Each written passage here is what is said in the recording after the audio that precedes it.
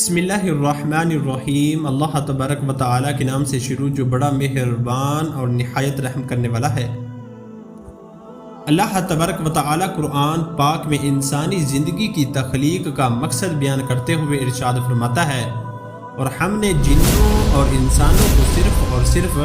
اپنی عبادت کے لیے پیدا فرمایا۔ ہر ایک انسان کو اس دنیا کے اندر ایک مقررہ وقت تک زندگی دی گئی، اور اس وقت کے پورا ہونے کے بعد اللہ تبارک و تعالیٰ کا دوسرا فرمان پورا ہوتا ہے، جیسا کہ اللہ تبارک و تعالیٰ ارشاد فرماتا ہے، اور ہر جان کو موت کا مزہ چکھنا ہے۔ پھر دوستو، اس دنیا کے اندر ہر ایک انسان کو اللہ تبارک و تعالیٰ نے اپنی عبادت کے لیے پیدا کیا، اور اس دنیا میں زندگی گزارنے کے بعد ہر ایک انسان کو اس دنیا کو چھوڑ کر اپنی حقیقی دنیا یعنی آخرت کی طرف لوٹ کر جانا ہے، جیسا کہ اللہ تبارک و تعالیٰ قرآن پاک کی سورہ مومنون میں ارشاد فرماتا ہے، اور کیا تم یہ خیال کرتے ہو کہ ہم نے تجھے بیکار پیدا کیا اور ہم تمہیں ہماری طرف لوٹ کر نہیں آنا؟ پھر دوستو، اس دنیا کو اللہ تبارک و تعالیٰ نے دار عمل بنایا ہے۔ اس دنیا کے اندر آ کر ہر ایک انسان نے اپنے آنے والی زندگی کو بہتر بنانا ہے۔ پھر دوستو، یہ حسین و جمیل نظر آنے والی دنیا ایک دھوکہ ہے، یہ زندگی ہماری اصل زندگی نہیں۔ ہر ایک مسلمان کی زندگی اس کے مرنے کے بعد شروع ہوتی ہے، جو ہمیشہ ہمیشہ کی زندگی ہوگی، اور اس کے بعد موت نہیں ہوگی۔ جس دنیا کے اندر ہم زندگی گزار رہے ہیں، در حقیقت یہ دنیا ہماری آنکھوں پر ڈالا ہوا ایک پردہ ہے۔ اس پردے کے پیچھے کا منظر بہت ہی خوفناک اور ہیبت ناک ہے۔ جب انسان اس دنیا کو چھوڑ کر چلا جاتا ہے، اور جب انسان کی آنکھیں بند ہو جاتی ہیں، تو اس وقت انسان کی آنکھوں سے یہ پردہ ہٹ جاتا ہے۔ اس وقت انسان اپنی اس دنیا کو دیکھ رہا ہوتا ہے جو اس کی حقیقی دنیا اور ہمیشہ رہنے والی دنیا ہوتی ہے، اور ہر ایک انسان کو اس خوبصورت نظر آنے والی دنیا کو چھوڑ کر اپنی حقیقی دنیا کی طرف ضرور جانا ہے، اور اس دنیا میں جانے کے بعد دوبارہ کبھی بھی انسان لوٹ کر اس دنیا میں واپس نہیں آئے گا۔ پیار دوستو، کیا آپ جانتے ہیں جب انسان کی زندگی کا وقت پورا ہو جاتا ہے اور انسان کی موت کا وقت قریب آ جاتا ہے، تو مرنے سے 40 دن پہلے انسان کے ساتھ کیا ہوتا ہے، اور مرنے سے 40 دن پہلے فرشتے اس مرنے والے شخص کے بارے میں کیا کہتے ہیں، اور آسمانوں پر مرنے والے شخص کی موت کا فیصلہ کس طرح کیا جاتا ہے، اور روح نکالنے والے فرشتے انسان کے پاس آ کر اس سے کون سی خوفناک گفتگو کرتے ہیں۔ پھر دوستو، ان تمام تر سوالات کے جوابات قرآن و حدیث کی روشنی میں آج کی اس ویڈیو میں ہم آپ کو بتائیں گے، لہٰذا آپ سے ہماری گزارش ہے ہماری اس ویڈیو کو اینڈ تک ضرور دیکھیے گا۔ پھر دوستو، اللہ تبارک و تعالیٰ نے قرآن پاک میں واضح طور پر انسان کی تخلیق کا مقصد بیان فرمایا، اور ساتھ ہی انسان کی موت کی گنتی بھی بجا دی کہ ہر ایک انسان کو وقت مقررہ تک اس دنیا میں زندگی گزارنی ہے، اور بالآخر مرنے کے بعد ہماری طرف لوٹ کر آنا ہے اور اپنے اعمال کا بدلہ لینا ہے۔ پھر دوستو، اللہ تبارک و تعالیٰ کے عرش کے نیچے ایک درخت ہے جس کا نام شجرۃ المنتہا یا سدرۃ المنتہا ہے۔ اس درخت کا انسانی زندگی کے ساتھ کیا تعلق ہے، اور یہ درخت کتنا بڑا ہے، اس کا اندازہ اس بات سے بخوبی لگایا جا سکتا ہے کہ اس کائنات کے اندر اللہ تبارک و تعالیٰ نے انسانوں اور انسانوں کے علاوہ جتنی بھی مخلوقات کو پیدا فرمایا ہے، ان کی تعداد کے برابر اس درخت کے پتے ہیں، اور ہر ایک مخلوق کی گنتی کے برابر اس درخت کے پتے ہیں۔ پھر دوستو، شجرۃ المنتہا درخت کے ہر ایک پتے پر ہر ایک انسان اور ہر ایک جاندار کا نام تحریر ہے۔ روایات میں آتا ہے کہ جب انسان کی موت کا وقت قریب آ جاتا ہے اور اس کی عمر ختم ہو جاتی ہے اور انسان کے مرنے میں 40 دن باقی رہ جاتے ہیں، تو اس وقت حضرت ملک الموت علیہ السلام کے سامنے شجرۃ المنتہا درخت کا ایک پتا گرتا ہے۔ اس گرنے والے پتے پر اس شخص کا نام تحریر ہوتا ہے جس کی موت واقع ہونے والی ہوتی ہے۔ اس طرح جیسے ہی شجرۃ المنتہا سے اس مرنے والے شخص کے نام کا پتا گرتا ہے، تو اس وقت فرشتے اس مرنے والے شخص کو مردہ پکارنے لگتے ہیں، اور وہ شخص مرنے سے 40 دن پہلے ہی فرشتوں کی لسٹ میں مردہ لکھ دیا جاتا ہے۔ پھر دوستو، اس کی طرح وہ شخص کے جس کا نام کا پتا گر چکا ہوتا ہے، وہ اس دنیا کے اندر 40 دن تک زندہ رہتا ہے، اور جب اس کی زندگی کے 40 دن مکمل ہو جاتے ہیں تو اس وقت حضرت ملک الموت علیہ السلام اس شخص کے پاس آتے ہیں اور اس کے سامنے آ کر بیٹھ جاتے ہیں۔ اس وقت وہ مرنے والا شخص اپنی موت کی بیماری کے اندر مبتلا ہوتا ہے اور تکلیف کے اندر مبتلا ہوتا ہے۔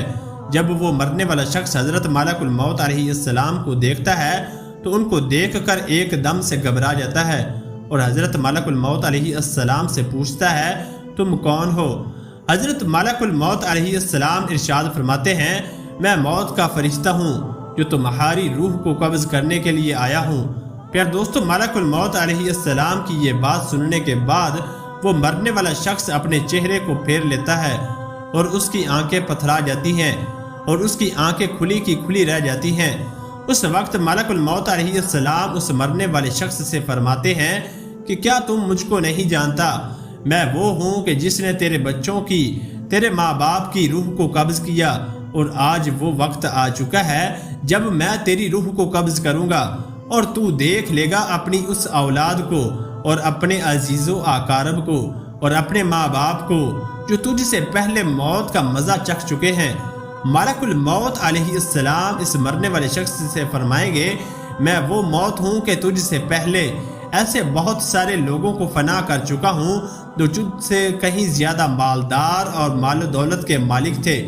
اس کے بعد ملک الموت علیہ السلام اس مرنے والے شخص سے پوچھتے ہیں کہ تو نے دنیا کو کیسا پایا؟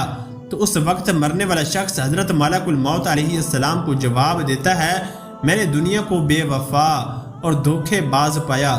اس کے بعد اللہ تبارک و تعالیٰ کے حکم سے اس مرنے والے شخص کے سامنے دنیا آتی ہے اور اس شخص سے کہتی ہے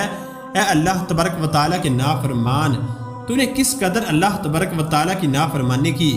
اور گناہوں کے اندر مبتلا رہا،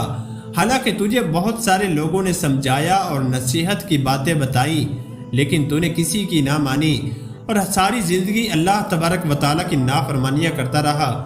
اور گناہوں کے اندر مبتلا رہا اور تو یہ سمجھتا رہا کہ میں اس دنیا میں ہمیشہ ہمیشہ رہوں گا اور مجھے موت نہیں۔ اس کے بعد وہی دنیا کے جس سے انسان ساری زندگی محبت کرتا رہا اور اپنی آخرت کو چھوڑ کر ساری زندگی اللہ تبارک و تعالیٰ کی نافرمانیاں کرتا رہا، اس وقت یہی دنیا اس مرنے والے شخص سے کہے گی میں آج تجھ سے اور تیرے اعمال سے بیزار ہوں۔ اس کے بعد اللہ تبارک و تعالیٰ کے حکم سے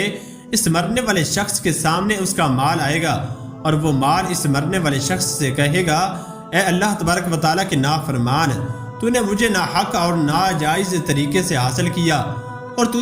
تو مجھ کو حرام کاموں میں خرچ کرتا رہا۔ اگر تو اپنا مال اللہ تبارک و تعالیٰ کی راہ میں خرچ کرتا اور غریبوں اور مسکینوں پر خرچ کرتا تو آج میں تمہارے کام آتا۔ پیار دوستو اس کے مرنے کے بعد کی زبان بند ہو جاتی ہے اور جب مرنے والے شخص کی زبان بند ہو جاتی ہے تو اس کے بعد 4 فرشتے اس مرنے والے شخص کے سامنے آتے ہیں اور اس کو سلام کرتے ہیں۔ جب پہلا فرشتہ اس مرنے والے شخص کے سامنے آتا ہے تو اس کو سلام کرتا ہے اور اس مرنے والے شخص سے کہتا ہے اے اللہ تبارک و تعالیٰ کے بندے، میں تیری روزی پر مقرر فرشتہ ہوں۔ میں نے مشرق سے لے کر مغرب تک پوری دنیا کے اندر تیرے رزق کو تلاش کیا لیکن میں نے تیرے رزق کو کہیں پر بھی نہیں پایا۔ اس کے بعد دوسرا فرشتہ اس مرنے والے شخص کے سامنے آتا ہے اور اس کو سلام کرنے کے بعد کہتا ہے اے اللہ تبارک و تعالیٰ کے بندے، میں تیرے پانی پر مقرر فرشتہ ہوں۔ میں نے مشرق سے لے کر مغرب تک پوری روئے زمین کے اندر تیرے لیے پانی کو تلاش کیا لیکن میں نے کہیں بھی تیرے لیے پانی کا ایک قطرہ بھی نہ پایا۔ اس کے بعد تیسرا فرشتہ اس مرنے والے شخص کے سامنے حاضر ہوتا ہے اور اس کو سلام کرنے کے بعد کہتا ہے اے اللہ تبارک و تعالیٰ کے بندے، میں تیرے سانس پر مقرر فرشتہ ہوں۔ میں نے مشرق سے لے کر مغرب تک پوری روئے زمین کے اندر تیری سانسوں کو تلاش کیا لیکن میں نے کہیں پر بھی تیری سانس کا ایک حصہ بھی نہ پایا۔ اس کے بعد چوتھا فرشتہ اس مرنے والے شخص کے سامنے آتا ہے اور اسے سلام کر کے کہتا ہے اے اللہ تبارک و تعالیٰ کے بندے، میں تیری عمر پر مقرر فرشتہ ہوں۔ میں نے مشرق سے لے کر مغرب تک پوری روئے زمین کے اندر تیری عمر کو تلاش کیا لیکن کہیں پر بھی تیری عمر کا ایک حصہ بھی نہ پایا۔ پھر دوستو اس کے بعد نامہ اعمال لکھنے والے 2 فرشتے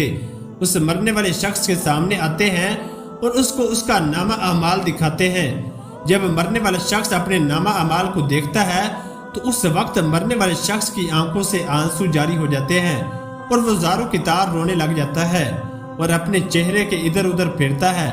اور وہ چاہتا ہے کہ وہ کسی طرح اپنے نامہ اعمال کو نہ پڑھے اور اس کے نامہ اعمال کو اس سے دور کر لیا جائے۔ اس کے بعد ملک الموت علیہ السلام آگے بڑھتے ہیں اور اللہ تبارک و تعالیٰ کے حکم پورا کرتے ہیں